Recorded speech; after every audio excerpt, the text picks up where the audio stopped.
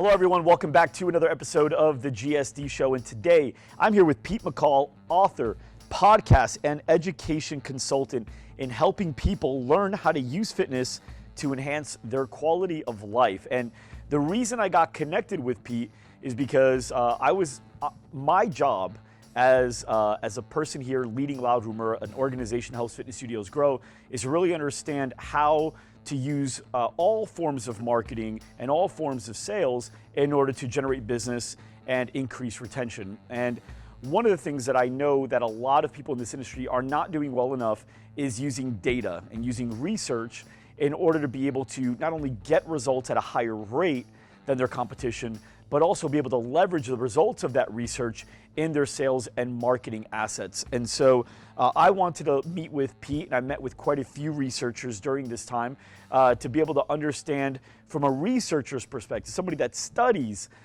certain forms of exercise, what is it that this industry is doing terribly? What are they doing really well? And what's the stuff in the middle? So Pete, welcome to the GSD Show. Well, thanks, Mike. And I listened to a few of your podcasts before coming on, and you're doing some cool stuff, man. I like what you're doing. I like the threads that you cover. So it's an honor to be here. Thank you for having me on. I appreciate it, Pete. Thank you so much. So one of the things, I want to dive right into some of the meat, right? One of the things that I told you I wanted to use in marketing was actual results and data and being able to say things. And you know, a marketer looks for those little edges, and how can I find this one angle that no one's talking about that we can leverage? We saw Orangetheory do it with the Afterburn and being able to talk about epoch, right? And if you'd like, since you're the expert here, why don't you break down epoch for the audience that's listening and may not fully know how to re-explain it?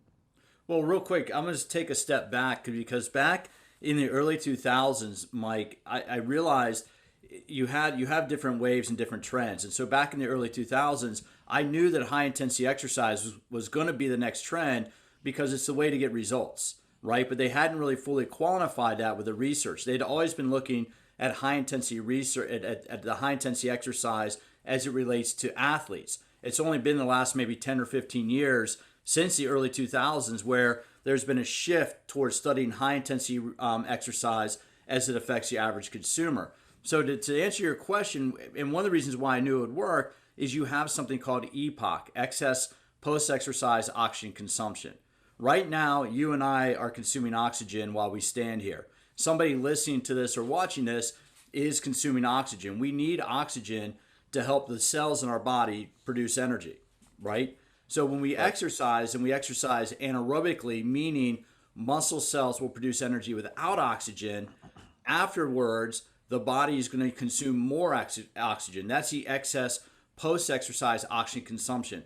The body's going to consume more oxygen after the workout to help the tissues repair and to help replace the energy that was spent during the workout. So yeah, EPOC is a very real effect. That's awesome. So, and Orangetheory totally leveraged it, right? And they said that we'll be able to help you burn calories even after the workout's over, and that's the magic of Orangetheory. But in reality, that's the magic of high-intensity interval training, and Orangetheory is just one of the people that uses that in their system. And so really anybody who's using any type of intensity training, high-intensity interval training, is going to be able to say epoch, afterburn, that kind of stuff.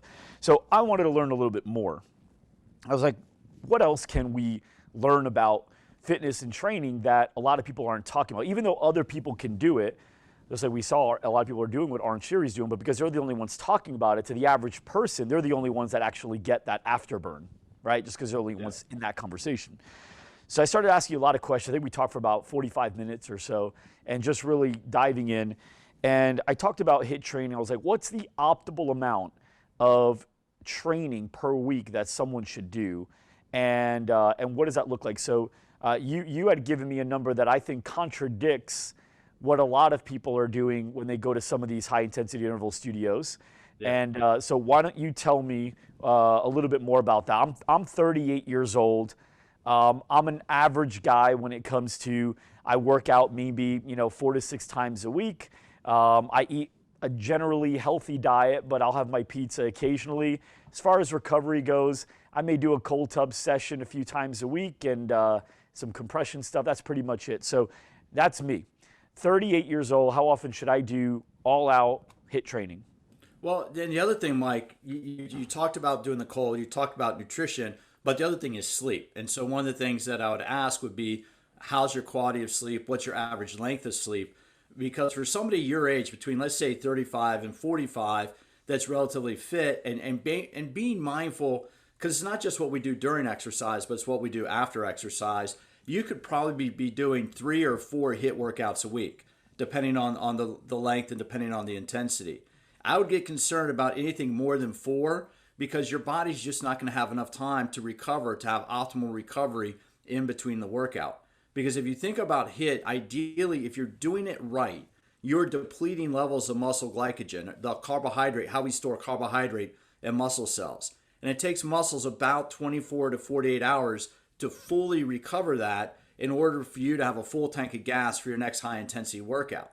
So if you do a hard workout on Monday, say you go in and you just crush it, you're feeling good, you had a good weekend, you slept well all weekend, and you crush it on Monday.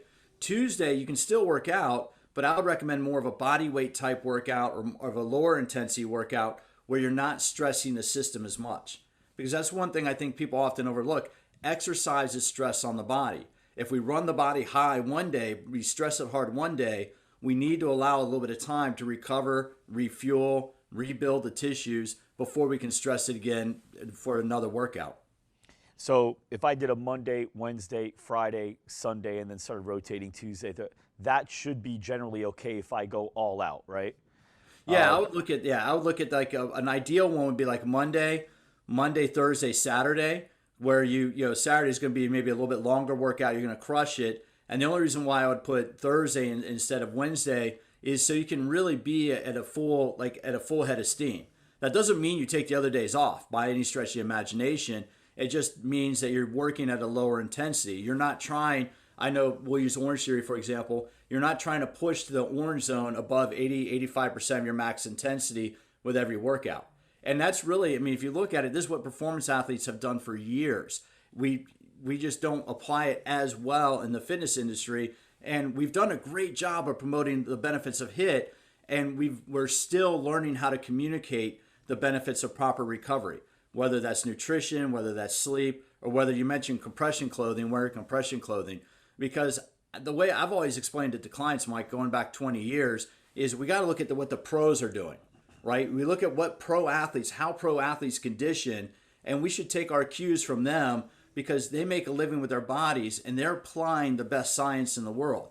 And if you look at top NFL athletes, they only crush it during the season, in season training. They might do 2 hard workouts a week if they're playing. In the off season, if they're smart, they're doing 3 or 4 really hard workouts a week. And the other days they're training, but they're just not training at their highest level of intensity possible.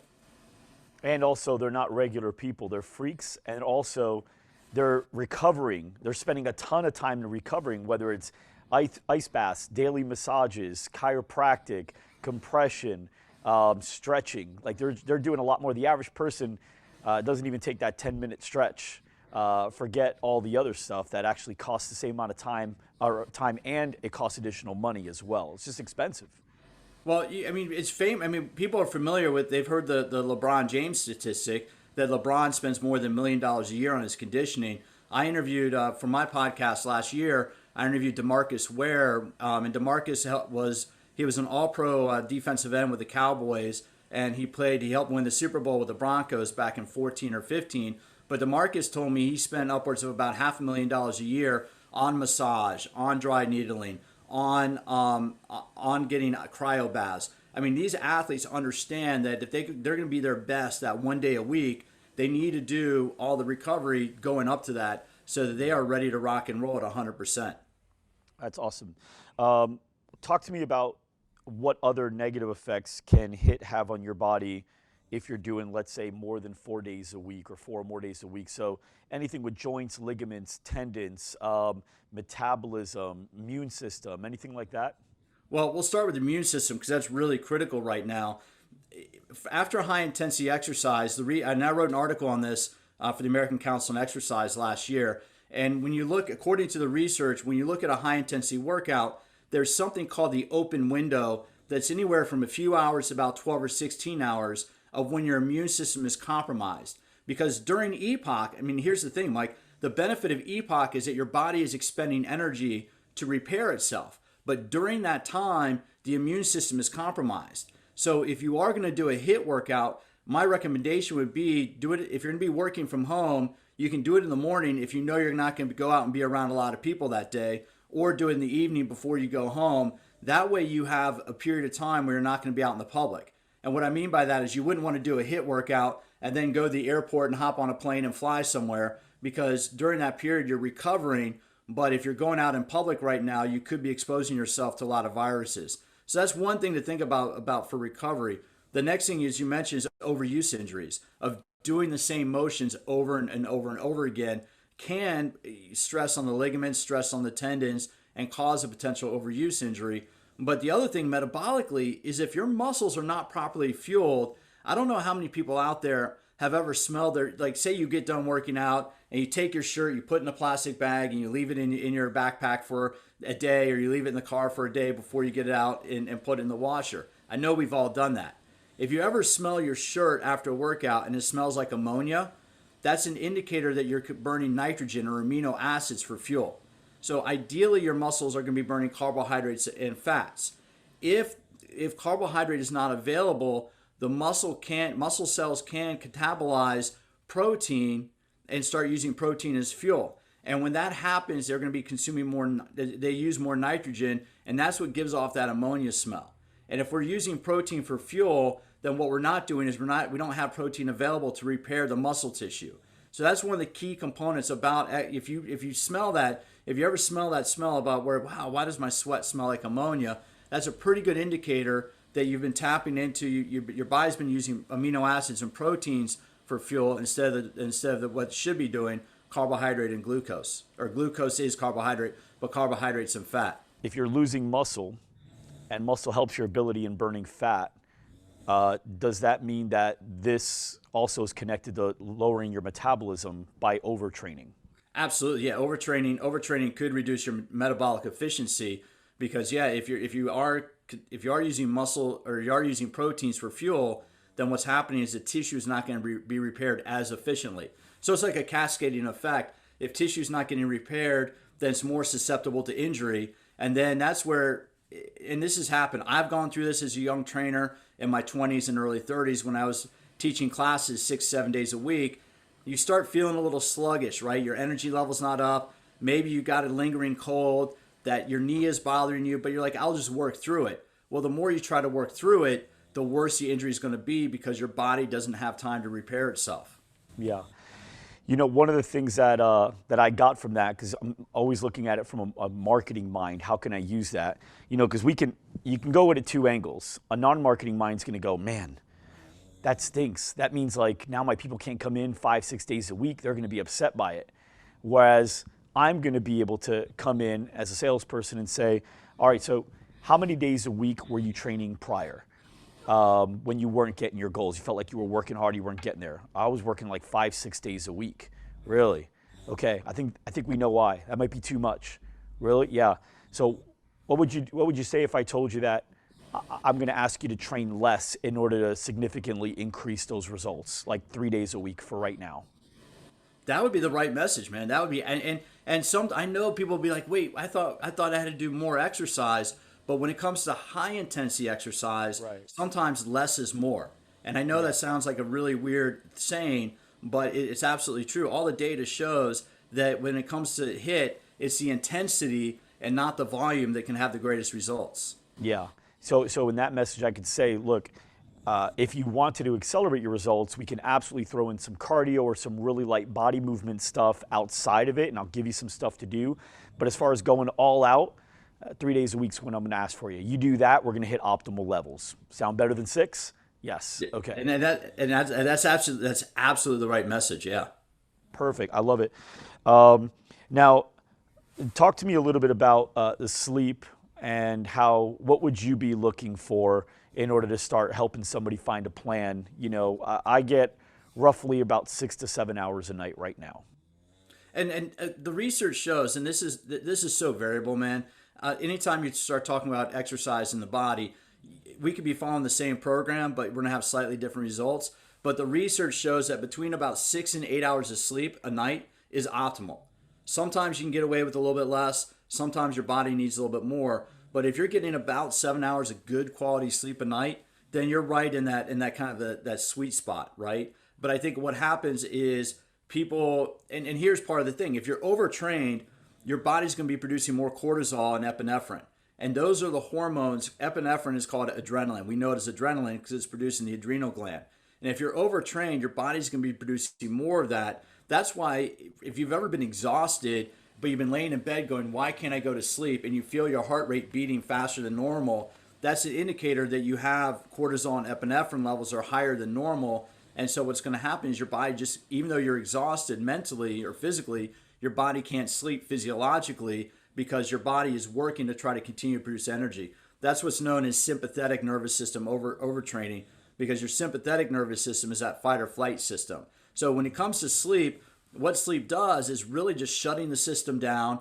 It allows your brain, one of the biggest, most important things about sleep is allow your brain to recharge. It gets rid of waste in your brain. Muscles are getting rid of waste product. Your muscles are continuing to work while you're sleeping.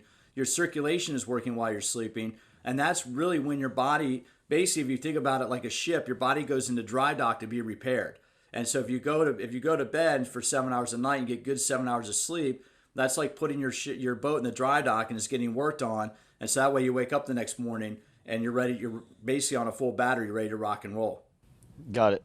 And when you have a higher cortisol levels, that also can start impacting, from what I understand, gut health as well. Or just, you'll notice that if you start, I met with another researcher, and he had mentioned, if you notice that you're generally lean in most places in your body, but you seem to store a lot in your core area or your neck area, that could mean you have high cortisol levels. Have you heard of that, or have you found that in your research as well? Well, that's absolutely true, because what cortisol will do, so cortisol is kind of like a frenemy. When it comes to hormones, to use that old, I hate to use an old Sex and the City term, it's almost 20 years old now, but cortisol is like a frenemy, because cortisol works. When you start exercising, your body elevates levels of cortisol, and what it does is mobilize free fatty acids for fuel, because your muscles need more energy, so cortisol will be released. And if you ever, for people out there, you start working out, you're kind of sluggish, at about 6 to maybe 8 or 9 minutes in the workout, you start feeling that little burst of energy.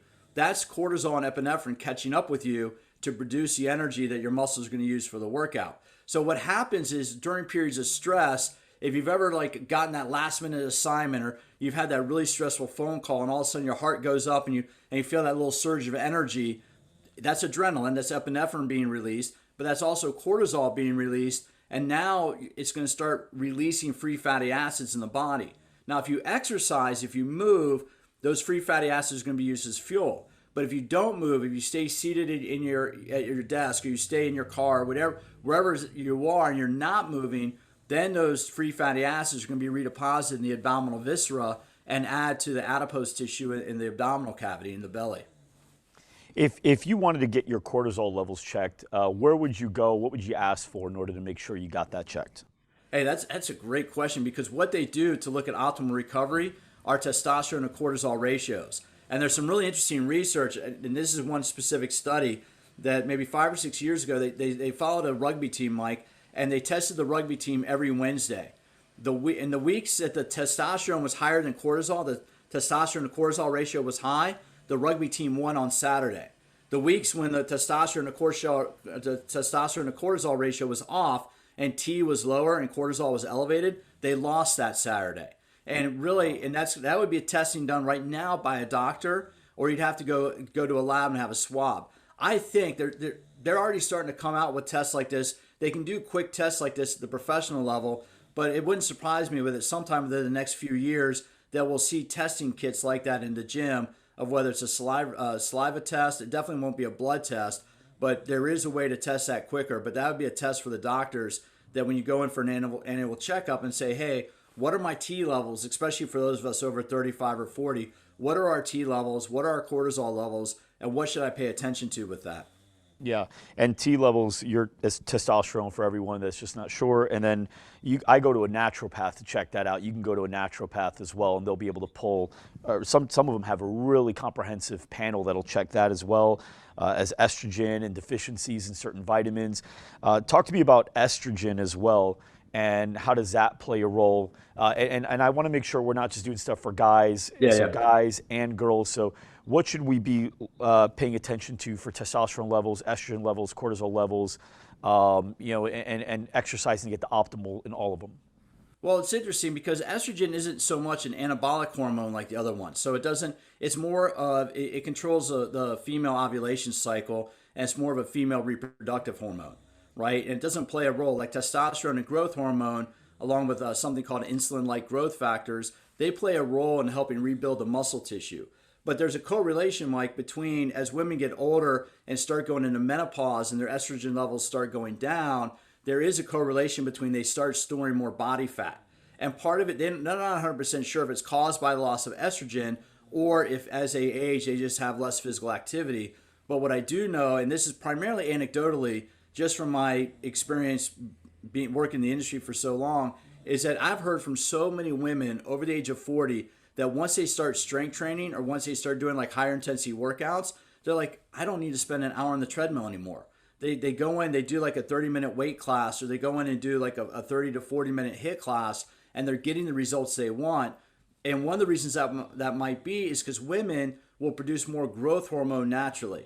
Testosterone is produced in the testes. It's a male sex hormone. Women produce a little bit in the ovaries and a little bit through the hypothalamus pituitary axis.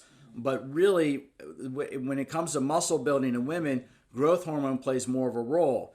And so high intensity exercise will elevate levels of GH in women, which GH helps release fat for fuel. That works with cortisol there. So GH helps burn fat, free fatty acids for fuel. GH also makes the skin look younger. Not a bad benefit. I mean, if you go to an anti-aging doctor, I'm not far from La Jolla here in Southern California. If you go to an anti-aging clinic there, they're going to give you Botox and growth hormone injections. And that's one of the things that they can look at in terms of marketing is saying, hey, we can help you with anti-aging because HIIT will elevate levels of growth hormone.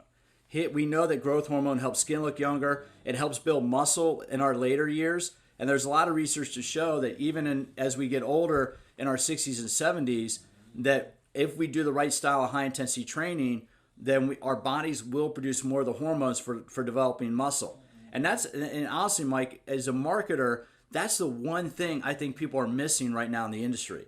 And that's that strength training and high-intensity interval training help really slow down many of the effects of the aging process. Now, I'm a marketing guy, so I hear this away, and I want to make sure I'm saying it the right way. You said HIIT will elevate levels of growth hormone. Is it proper to say will, or should I say HIIT can elevate levels of growth hormone? HIIT can. I mean, I always, and that line, can or could or may is much better to do than will. Will is like I'm guaranteeing it'll happen, and I can't guarantee specific results, right? We can't guarantee specific results. We can say, hey, based on the evidence of what we've seen, this should happen as a result. Now, I don't know sleep, nutrition, all that stuff, your muscle levels and everything, all that stuff plays a role in it. But really, what you want to say is it could, it can, it may add that benefit. When you start using will, is when you start. That's when it becomes a definitive answer. And I personally, as a writer and as someone who does a lot of public speaking, I try to stay away from those words, and I try to use more of the suggestive words. Yeah, and that phrase that I just said, that was more for everyone listening in that goes, I'm going to add that into our scripts. And it's just like, make sure can have positive effects on growth hormone levels, So we talked about cortisol, when you overtrain. What I do want to talk about, we touched on testosterone, but does HIIT training, can it have a positive effect on testosterone enough to where we can say this type of workout can actually increase testosterone levels as well? Oh, I mean, that's what the research is pretty definitive in showing, man. Even for older men and deconditioned older adults, and again, the reason why I reference men is that's where they've done the studies. There's one study, and I wrote about this last year in a blog for the American Council on Exercise, where they put deconditioned men in their 60s through a high intensity indoor cycling workout, and the men elevated their testosterone levels over the course of that workout. Because what testosterone does is testosterone helps repair muscle tissue. And as we age, if we're not doing the strength training, if we're not stressing the body, then what's going to happen is our body will naturally start producing less testosterone. But as we get older, as we stay in our 40s, 50s, and 60s, even as we age and we maintain that strength routine, maintain that strength regimen, our body will continue to produce testosterone. We also have to look at diet. We also have to look at sleep. But it's one of the reasons why, I mean, when you look at people like Tom Brady and Drew Brees playing well at their age, I mean, not as well as they did a few years ago, but being competitive at their age, one of the reasons why is they're very smart about their approach to exercise and recovery, and they're being able to balance out and achieve optimal T levels naturally just through training.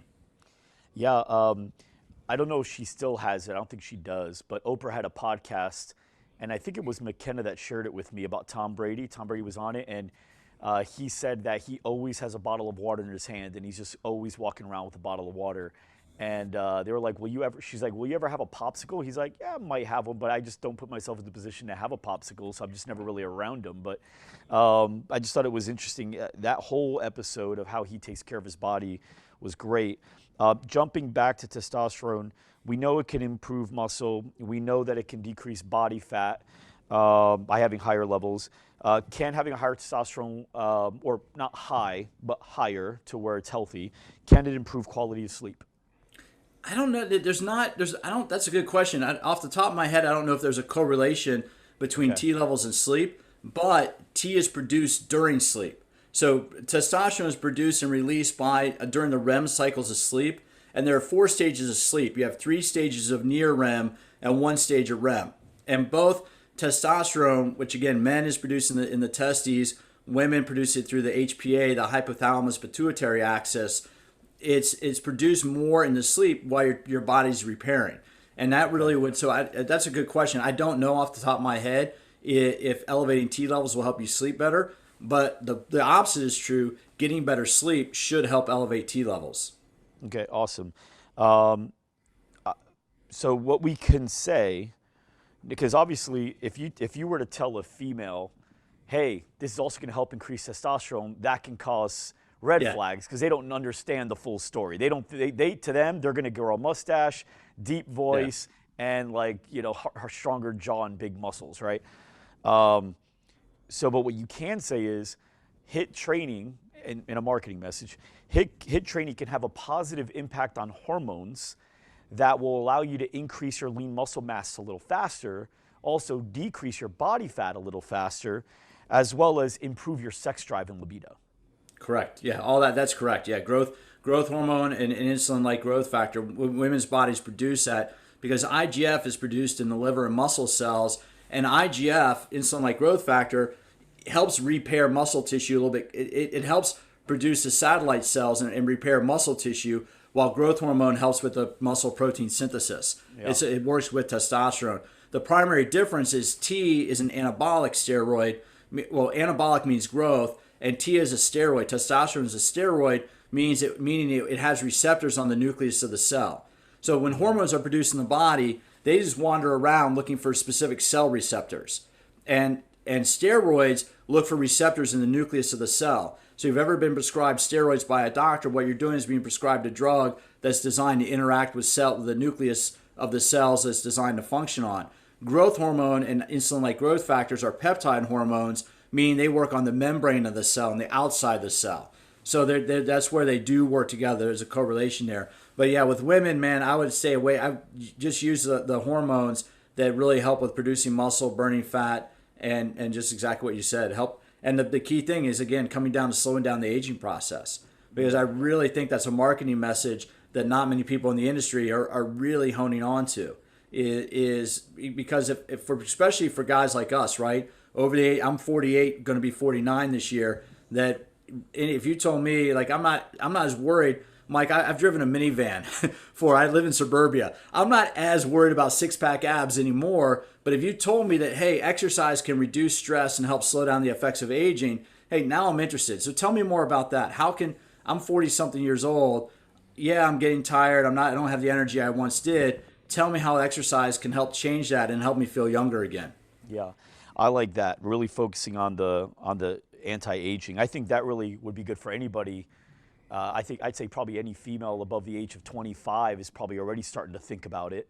And I think guys, anybody above the age of 30 is already starting to think about it. And that's the whole point. That's what I do with the podcast is I really try to cover, I call it all about fitness, but really what I'm trying to cover is all different aspects of how exercise mitigates the aging process. And whether that could be sleep, that could be style of exercise. But that really is, I think that's the gold mine. If you're talking about what can marketers tap into to really kind of leverage that, I mean, HIIT, great. HIIT will help you burn calories. Orangetheory crushed it with the Afterburn and the Epoch effect. But really, I haven't seen anybody, and maybe it's out there, but I just haven't seen it yet, about really leveraging exercise can slow down aging. Yeah, yeah. You know what I like, too, about one of these bullet points? If you're talking to someone that's married, they've been married for a few years already, what a great way to get the other person in by saying, hey, not only can this improve your anti-aging, but it has a great effect on sex drive as well. So I mean, it really does. I could see a lot of men going to their wives or vice versa, like, hey, babe, maybe you should do this workout with me. It's really good. Not mention the sex drive thing, but they just know that's my selling point.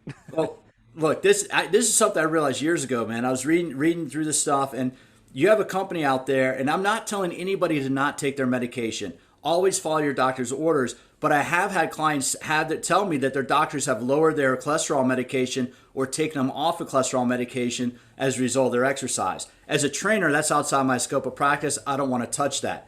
But if a client goes in for an annual checkup and they say, hey, my cholesterol levels are really down, my doctor is not going to prescribe that to me anymore, that's very important because HDL, high-density lipoprotein cholesterol, is a component of testosterone. Right? So that's why, and if you look at the good fats like the omega-3 and the omega-6, the mono and poly unsaturated fats are components of testosterone. Your body will use those fats to help produce more testosterone. Now, and this is where I would not want anybody to stop taking their medication, but if you follow the chemistry, and I'm not a great biochemist by any stretch of the imagination, but there's a company out there that makes Lipitor that's designed to lower cholesterol. Lipitor is produced by Pfizer, right? So if I go on cholesterol-lowering medication and it's lowering my cholesterol, what little blue pill does Pfizer make that they might prescribe me as well? Viagra? But Pfizer makes Viagra, right? So they're getting people coming and going. And here's the other thing too, is if men over the age of men have excessive abdominal fat produces an enzyme. Enzymes are they break things down. So the enzyme aromatase will break down testosterone and convert it into estradiol, and estradiol produces females. It's a female sex hormone that produces breasts. So that's why so many men that have like a big belly, that have a lot of belly fat, will also grow breasts. It's because their belly fat literally is reducing an enzyme that's converting what testosterone their body does produce into a female sex hormone. So if you just get people coming in. And when I look at somebody that's overweight, man, the only thing I see potential energy. Fat is energy on the body, right? I'm never going to say somebody knows they're overweight. It just means like, hey, good news, you have a lot of energy on your body. We just need to get that energy. We need to get you moving so your body converts that. Right now, fat is potential energy, meaning it's stored, and kinetic energy means we're actively moving. And so what we need to do is get you moving so you can turn that potential energy into kinetic energy. That's really how I, being the science geek that I kind of am, that's how I use that angle. It's just like, hey, look, all it just means, and if you take it one step further, then get back to you, is if I carry gas around in my car, if I carry, say, 30 gallons of gas in my car, I'm carrying extra gas for my car, but that can be very unsafe. Because if I get in an accident or something, that's 30 gallons of gas that could blow up. Think of excess fat on your body like excess gas in your car. I mean, you can carry an extra 30 pounds on your body, okay, but it's not necessarily safe, and it's going to produce more stress on your body long term. So if we can find a way to get you expend that energy and reduce, and if you have a couple extra gallons of gas or a couple extra pounds, that's not the biggest thing in the world, but let's just get it down so we can get your body in an anabolic state and not a catabolic state. Love it. So for everyone listening in, everyone watching, the reason I met with Pete initially and still meeting with him now is because I wanted to understand, what can I say? What is true? What can be leveraged in a sales and marketing process that perks the ears of the average consumer that is looking to buy? Obviously, slowing down the age process, improving libido, improving lean muscle, improving body fat, being able to have a better immune system, being able to actually work out less to maximize results if you do it right. There's a lot of really good things here, and I think too many people are selling the workout because they like their workouts. They're so proud of their workouts, and they're so happy with how cool the monitors are and the colors and, the burpees. They think the burpees are wonderful. And in reality, the average person doesn't really care. The average person doesn't sign up for a fun workout. Nobody really likes to work out. If everyone can take a little pill that allows them to get the results without having to ever step foot in a gym and go do something else with their time, like work a little more, hang out with their family, hang out with their friends, they would choose that over working out. If they did, it'd be once in a while. But we convince ourselves to like the workout. Sometimes we get sold in the workout until all of a sudden the workout's not producing a result. But if you can constantly focus on the results that a certain type of workout, in this case, we're talking about HIIT, a certain type of workout can actually produce, and really hone in on those results and give them a great plan in order to maximize those opportunities, you're going to have a much easier time selling them, and you're going to have a much easier time getting them there and keeping them. Pete, your podcast, does it touch on a lot of this stuff, or is it something different?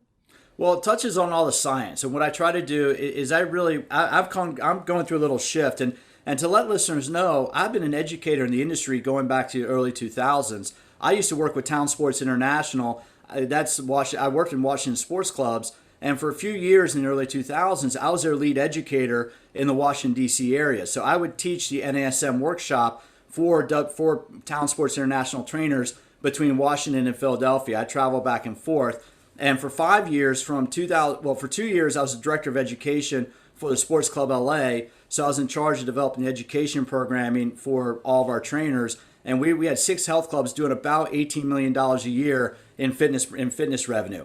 So you can kind of break that down, and we're pretty successful at generating personal training sales. And then I went to work for the American Council on Exercise, the largest nonprofit certification. And for the last number of years, not only I still consult with ACE, I still write and do content development for ACE, but I also work with NASM. So I'm one of the few educators that works with both of the major certifications. And the reason why I say that is because if they trust me to help create content for them, if they trust me to help write education programs or help write their textbooks, then your listeners can trust that I'm not blowing smoke, right? Because there's so much smoke and mirrors out there in fitness that that's one of the things I've built my reputation on. And I also right now consult with Nautilus and Stairmaster. So that's my background. I've been one of these guys behind the scenes helping educate people. And so now with the podcast, I'm trying to go out directly to consumer and help educate more consumers. But one thing I want to say, Mike, I listened to that podcast about sell the results. I could not agree with you more, man, because almost nobody likes the process. The people that like the process of exercise are working in our industry. Everybody else in the consumer market, they want the results from exercise. Right. And anytime we try to talk about the process, they don't want that. And I thought your podcast on that, you nailed that, man. I thought that was such a good point. I'm so glad I listened to that one, because I've been talking about that for years about don't talk about the process, sell the end results. Sell what people want to achieve, not what it takes to get there. I love it. So thank you. And for those that were wondering, that was a few episodes back. If you're listening in, it was called Sell the Sand, Not the Flight. And if you're watching, it's this episode right here, Sell the Sand, Not the Flight. You can go back and watch it. Pete, what's the name of your podcast? It's all about fitness. That's why I have fitness. There it is. And so we're going to include a link in the description of this video as well, so you guys can have a link to Pete's podcast. And Pete, what's the name of your book? And McKenna, let's put that up here as well. Yeah, the book is Smarter Workouts. So this is the book that's out now, Smarter Workouts, The Science of Exercise Made Simple. And Mike, my second book is coming out in July, and the second book is called Ageless Intensity. It's how high-intensity exercise slows down the aging process. So I'm right now, what I got to do after this is I got to hop on and go through my final chapter revisions. But in Ageless Intensity, Mike, I'm giving, for club and studio owners out there, I'm giving you guys the recipe of how to sell your workouts or how to position your workouts as a way to slow down aging and stay young.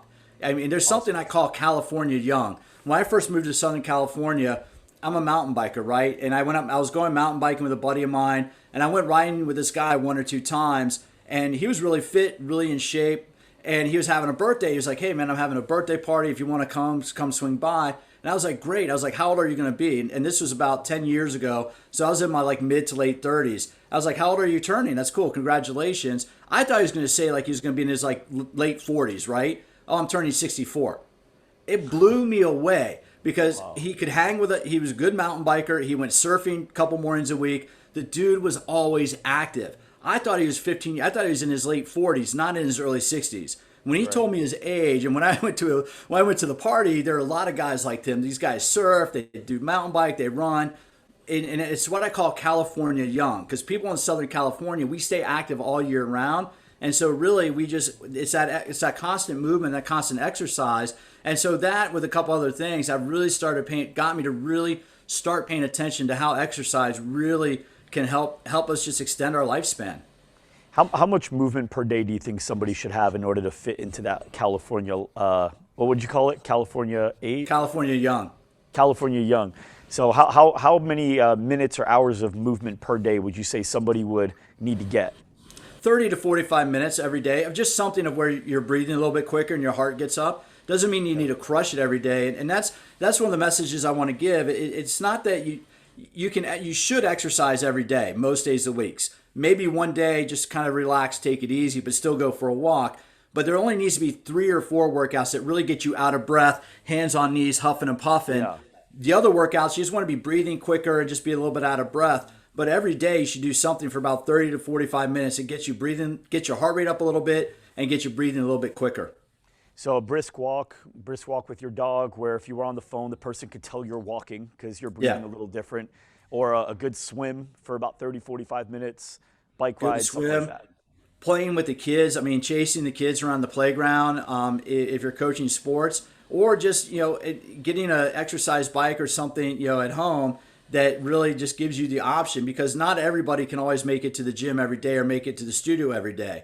And that's the other thing is somebody might be going to a studio 3 days a week, have killer workouts. The other days, they still need to find a way to work in that activity. And that's where studio owners, I think, can also have that content available, whether it's on YouTube or Instagram, or have that way to connect with their members and say, hey, you're not coming into the studio tomorrow. That's awesome, but here's a way that you can stay active. Whether that's a pre-recorded workout, maybe that's a mobility workout they can pre-record and send out. But I think there are ways that studio operators could say, hey, we understand you don't need to come in and do HIIT every day, but let's give you some suggestions for what you can do on those other days. And just so you know, we're thinking about you. So you know that, that in my mind shows that you're going beyond, you're providing that extra level of service.